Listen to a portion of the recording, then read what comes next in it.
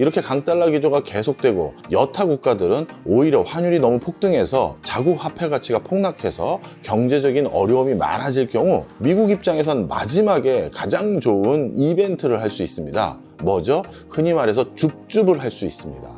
강달러 기조가 장기간 고착화되고 오래 지속됐었을 경우 후진국들 또는 중진국들 국가들 중에서는 경제위기, 외환위기, 그런 금융위기 등을 경험하는 국가들이 왕왕 생기곤 했습니다. 그럴 때마다 그들 국가 안에 있는 알토란 같은 매물들을 미국이 아주 줍줍해서 잘 걷어갔던 적 많았죠.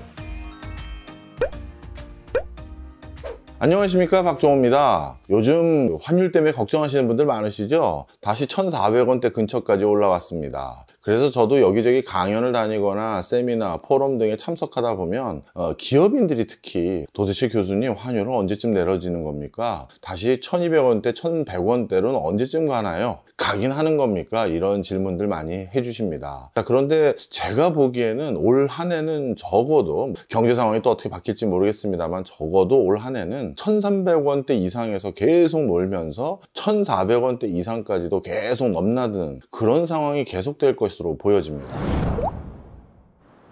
그 이유가 두 가지인데요. 미국의 달러 가치를 결정하는 가장 중요한 요소는 미국 내부에 있는 기준금리일 겁니다. 그런데 기준금리에 대해서 연초에는 미국 연준에서 금리를 3차례 이상 낮추겠다라는 그런 시그널도 없지 않았습니다만, 그런데 정작 지금 와서 돌이켜보니까 오히려 연준이 이제는 하반기에 금리를 한 번 더 올리는 건 어떻겠느냐라는 매파적인 발언까지도 나오고 있는 상황입니다. 그렇다면 달러 가치를 결정하는 가장 중요한 요소인 미국의 기준금리, 이게 더 금리가 올라갈 기저마저 있다 보니까 당연히 강달러 기조가 계속 유지되고 있는 상황이고요. 거기다가 이 환율이라는 것은 어느 나라 통화와 다른 나라 통화의 일종의 교환 비율인데, 다른 나라 통화들의 통화 가치가 더 떨어지는 현상들이 생기기 시작했습니다. 대표적으로 유럽 같은 경우는 연초에 기대했던 경제 성장률보다 유럽의 경제 성장률이 더 저조해질 것이다라는 전망이 우세해지고 있습니다. 쉽게 말해 경기 안 좋아지고 있다는 것이죠. 그러다 보니까 유럽에선 점점 경기가 어려워지고 있는 상황에서 경기 부양에 나설 수밖에 없었고, 그래서 EU, 그 다음에 스위스 등 주요 유럽의 국가들이 먼저 선도적으로 금리를 낮추기 시작했습니다. 미국의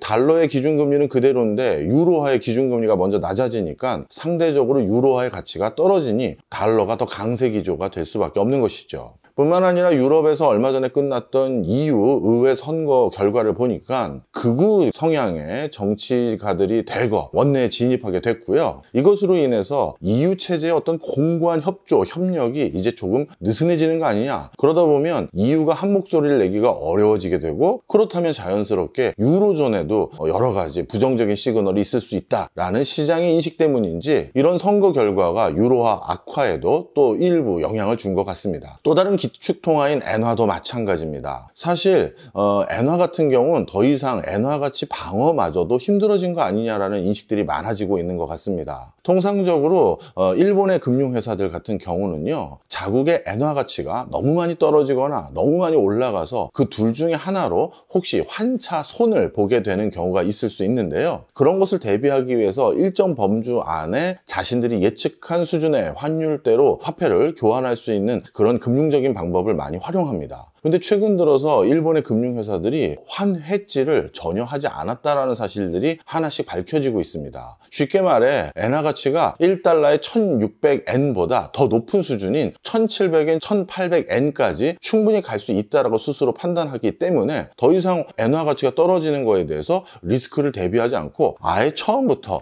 거기에 부합한 형태로 금융자산을 포지셔닝을 잡아놓은 것이죠. 그러니 엔화도 스스로 더 떨어질 가능성이 높아 보인다는 사실이 스스로 자인하고 있는 부분이고요. 뿐만 아니라 일본 중앙은행 같은 경우는 어떤 또 나름대로 역할을 자신들이 원하진 않았지만 부여받았냐 하면요, 미국이 국채를 발행할 때마다 가장 많은 국채를 사줬던 것이 바로 일본 중앙은행입니다. 근데 최근 미국은 선거를 앞두고 국채를 더 많이 발행해서 경기를 부양해서 선거 전까지는 경기를 호경기로 마감하고 싶은 욕구가 계속되고 있는데요. 그런데 일본 중앙은행 입장에선 엔화 가치가 너무 시장에서 이례적으로 폭락하니까 이걸 막기 위해서 자신들이 가지고 있었던 미 국채를 오히려 팔아서 그걸로 받게 된 달러를 시장에 뿌려줘야 되는데, 국채를 팔아야 되는, 미국 국채를 팔아야 되는 중앙은행에게 미국이 와서 우리 국채 더 발행할 건데 조금 더 사줬으면 좋겠어, 이런 엄포 아닌 엄포를 놓고 있는 상태니까 일본 중앙은행 입장에선 국채를 팔기 어려워지는 상황이다. 이건 달리 말하면 엔화 가치가 더 떨어질 가능성이 충분하다.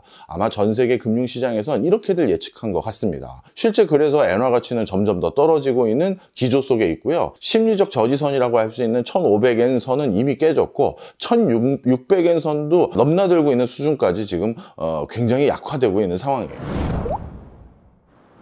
그 다음에 위안화입니다. 중국은 어느 정도 물가는 다 잡았습니다. 그런데 지금 중국 내부의 경기가 너무 안 좋다 보니까 경기 부양을 나서야 될 상황이 돼버렸는데요. 그런데 수출 품목에 있어서 경쟁 국가라고 할 수 있는 일본과 한국, 이 두 국가의 화폐 가치가 너무나도 많이 떨어졌기 때문에 그래서 중국의 제품들의 가격 경쟁력이 오히려 훼손된 상황이 돼버렸어요.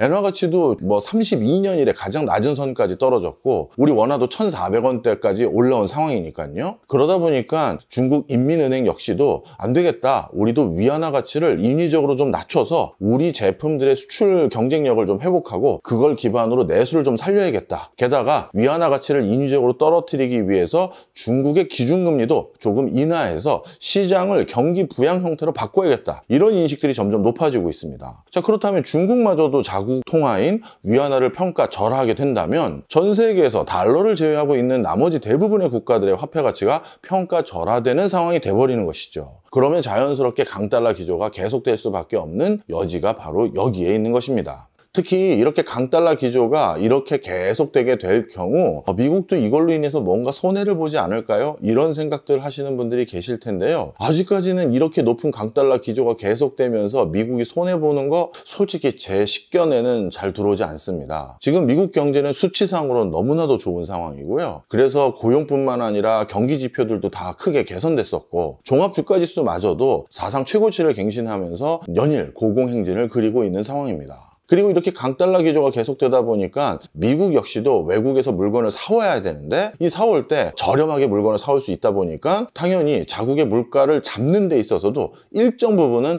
기여할 수 있는 여지가 분명히 있습니다. 그럼 강달러가 돼서 최악의 안 좋은 경제 현상이라고 해봐야 미국 제품이 해외에서 안 팔리게 된다라는 거일 텐데, 아니 저렇게 경기 좋은데 지금 좀 덜 팔리면 뭐 어때? 이런 생각 충분히 가질 수 있는 상황이죠. 그래서 미국 입장에선 이 강달러 기조 속에서 계속해서 경기가 좋기만 한다면, 그리고 물가 안정에도 일정 부분 기여할 수 있다면 이 국면이 결코 나쁜 것 같아 보이지 않아요.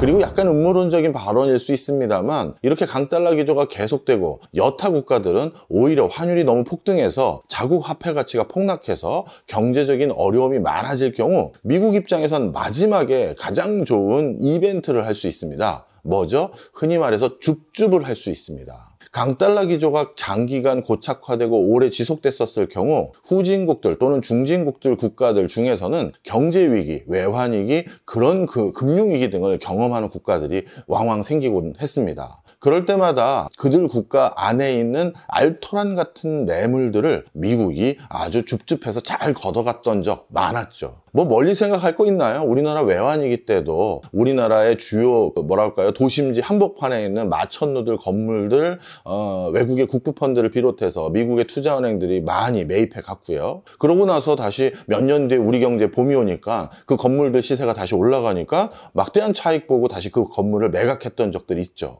뿐만 아니라 우리나라 금융회사라든가 명망 있는 제조회사들 중에서 급매물로 나온 것들을 또 줍줍해서 또 몇 년 만에 또 적지 않은 금액 벌고 또 나갔던 우리 론스타도 기억하시잖아요. 바로 이런 것들을 생각했었을 때 강달러 기조 이 유지를 한다는 것이 결국 미국도 코로나19 기간 동안 많은 재정 적자와 재정 지출을 했었고 또 코로나 끝나고 나서도 여러 가지 국가들의 전쟁을 지원하기 위해서 많은 지출을 했는데 거기에 대해서 벌충하고 싶은 욕구가 충분히 있을 수 있는데 충분히 그럴 때 벌충해줬던 과거의 경험들이 있죠. 바로 다른 국가들의 경제 위기를 통해서 본인들이 적지 않은 부를 다시 환류할 수 있다, 가져올 수 있게 됐던 사례들을 아마 미국의 관료들, 미국의 정치가들도 기억할 것 같습니다. 그러다 보니까 강달러 기조는 이런 과정 속에서 연말까지는 최소한 계속될 것으로 보여진다, 이렇게 말씀드리고 싶네요. 실제 미국이 원하든 원하지 않던, 제가 그 증거는 없습니다만 점점 각국 국가들 중에서 취약해지는 국가들이 많은 것 같습니다. 우리나라 IMF 외환위기 당시를 전 세계에서는 아시아 외환위기라고 부르는데요. 그 당시 98년 그 즈음에 IMF에 구제금융을 신청했거나 차관을 요청했던 국가들의 숫자는 한 50여 개국 됩니다. 그 다음에 2008년 글로벌 금융위기 즈음에 또 IMF에 저희 돈 좀 빌려주세요 했던 국가들도 한 50여 개국 되는데요. 코로나 터지고 나서 최근까지 IMF에 돈 좀 빌려주십시오. 그리고 저희 모라토리엄 되기 직전입니다. 디폴트 선언하기 직전이에요. 도와주세요 해서 찾아간 국가의 개수가 무려 95개국입니다. 그러다 보니까 지금 여타 국가들이 자칫 잘못하면 강달러 기조가 몇 개월이나 한 반년 이상 지속됐을 경우 적지 않은 금융대란, 외환대란, 외환위기 이런 것들을 경험할 가능성이 많다라고 저는 우려하고 있는 학자 중에 하나입니다. 어찌 보면 하반기 우리가 주식 투자나 아니면 실물 경제에 있어서 가장 주의해야 될 부분은